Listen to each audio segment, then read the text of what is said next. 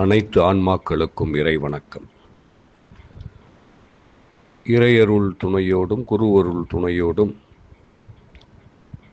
திருமந்திரத்தின் பாடல் விளக்கங்களை செவிமடுக்கின்ற இந்த பயணத்தில் இன்றைக்கு முதல் தந்திரம் 6 பாடல் 197 கொல்லாமை.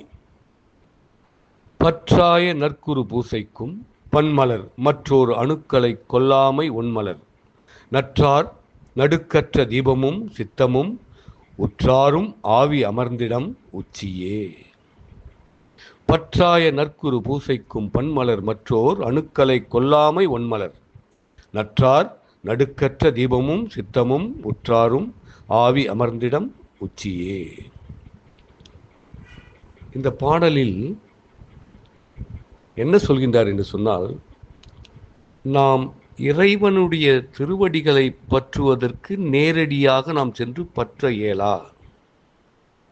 அப்படி இறைவனை உணர்ந்து திருவடிகளை பற்ற வேண்டும் என்று சொன்னால் அதற்கு ஒரு குரு வழிகாட்ட வேண்டும் அல்லவா? அப்படி அந்த குருவே இறைவனாகவே குருவாக இங்கே நமக்கு வைக்கின்றான்.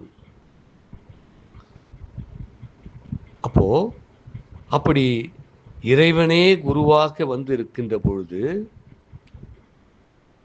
அந்த இறைவனுக்கு செய்யும் பூஜை செய்ய வேண்டும் அல்லவா? அந்த குருவுக்கு பூஜை செய்ய வேண்டும் அல்லவா?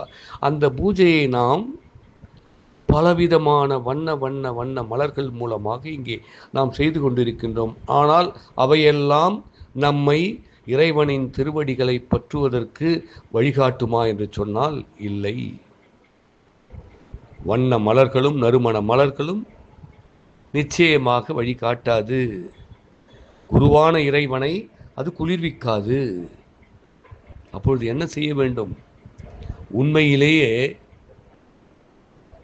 உயிர்களை கொல்லாமை, இதெல்லாம் இப்ப மலர்களாக சொல்கின்றார். உயிர்களை கொல்லாமை, ஐம்பொறிகளின் அடக்கம், பொறுமை, இறைவனை அடைய சிந்திக்கும் அறிவு, உண்மையை மட்டும் பேசும் வாய்மை, உண்மையான தவம், அன்பு, இப்படி இந்த மலர்களை கொண்டு எவனொருவன் குருவை தினந்தோறும் பூஜை செய்கின்றானோ அவன் இறைவனை உணர்ந்து இறைவன் திருவடிகளை பற்றுவதற்கான அங்கே வாய்ப்பை பெறுகின்றான் என்று திருமூலர் சொல்லுகின்றார். ஆனால் இதெல்லாம் ரொம்ப முக்கியமானது எது தெரியுங்களா? சொல்லுதுல கொல்லாமை என்பது மற்றோர் அணுக்களை கொல்லாமை ஒன்மலர் நற்றார் நடுக்கற்ற தீபமும் சித்தமும். அப்ப அந்த கொல்லாமை என்பதை பற்றி இந்த மலர்களே சிறப்பான மலர் எதுனா கொல்லாமை, பிற உயிர்களை கொல்லாமை. அதனால்தான் திருவள்ளுவர் கூட, ஐயன் வள்ளுவர் கூட கொல்லாமை என்ற அதிகாரமே தனியாக படைத்து அதில் கூட சொல்லுவார், அறவினை யாதெனின் கொல்லாமை. அறவினை என்பது அறமாக்கிய வினை, நற்செயல் என்பது நல் அறம் என்பது யாதெனில் கொல்லாமை. கோரல் பிறவினை எல்லாம் தரும், ஆனால் நல்ல அறம் என்பது கொல்லாமை. ஆனால் அப்படி கொலை செய்து விட்டால் எல்லா தீவினைகளும் அது கொண்டு வந்து நம்மிடம் சேர்த்துவிடும். எனவே கொல்லாமை என்பதுதான் அறவினை என்று அங்கே அழுத்தம் திருத்தமாக வள்ளுவர் சொல்லுகின்றார் அல்லவா? அதுபோல் இங்கே கொல்லாமை என்பது மிக மிக மிக உன்னதமான மலர் என்று சொல்லுகின்றார். இறைவனை பற்றிய எண்ணத்திலிருந்து சிறிதும் மாறிவிடாத எண்ணங்கள், அதுதான் அந்த எண்ணம் இருக்கு பார்த்தீங்களா? இறைவனை நாம் பற்றி இறைவனை பற்றி சிந்தித்துக் கொண்டே இருக்க வேண்டும். இந்த எண்ணம் சிறிதும் மாறிவிடாத எண்ணங்கள் இருக்கு பார்த்தீங்களா? இதுதான் தீபமாக கருதப்படுகிறது. பூஜைக்குரிய தீபம் மலர்களை பார்த்தோம், முக்கியமான மலர் கொல்லாமை. ஆனால் இறைவனை பற்றிய சதா சிந்தனை, இறைவனை பற்றி மாறாத சிந்தனையை கொண்டிருக்கின்றோம் அல்லவா எண்ணத்தில்? அந்த எண்ணம் தான், அந்த சிந்தனை தான் தீபம் என்று கூறுகின்றார் திருமூலர். இவை அனைத்தையும் உணர்ந்து செயல்படும் ஒரு உயிர். அப்ப இதை அனைத்தும் சிந்தித்து செயல்படுத்துகின்ற ஒரு உயிர் போய் எங்கே அமரும் என்று சொன்னால், இருக்கக்கூடிய அங்கே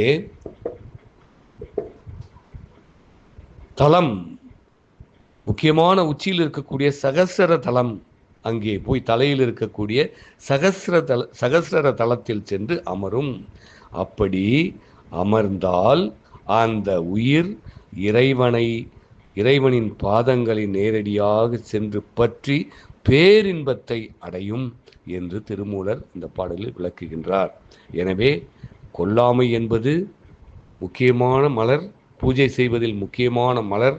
அதோடு மட்டுமல்ல, இறைவனை பற்றி சதா சிந்திக்கின்ற வேறு எண்ணங்கள், மாறாத எண்ணங்களை கொண்ட அந்த எண்ணம் தான் தீபம், பூஜைக்குரிய தீபம் என்று சொல்லுகின்றார். இப்படி இந்த தீபத்தை ஏற்றி மலர்களை கொண்டு, இப்படிப்பட்ட மலர்களை, உன்னதமான மலர்களை கொண்டு, எது போன்ற கொல்லாமை, வாய்மை, உண்மையை மட்டும் பேசும் வாய்மை, உண்மையான தவம், அன்பு, இப்படி இந்த மலர்களை கொண்டு எவன் ஒருவன் பூஜிக்கின்றானோ அவனுடைய உயிர் எங்கே போய் அமரும் என்று சொன்னால், அது அமரக்கூடிய இடம் உற்றாரும் ஆவி அமர்ந்திடம் உச்சியே. உச்சியில் இருக்கக்கூடிய சகஸ்ர தலத்தில் போய் அமர்ந்து அதன் பிறகு நேரடியாக இறைவனின் பாதங்களை போய் பற்றி கொள்ளும் என்று கூறுகின்றார். திருச்சிற்றம்பலம்.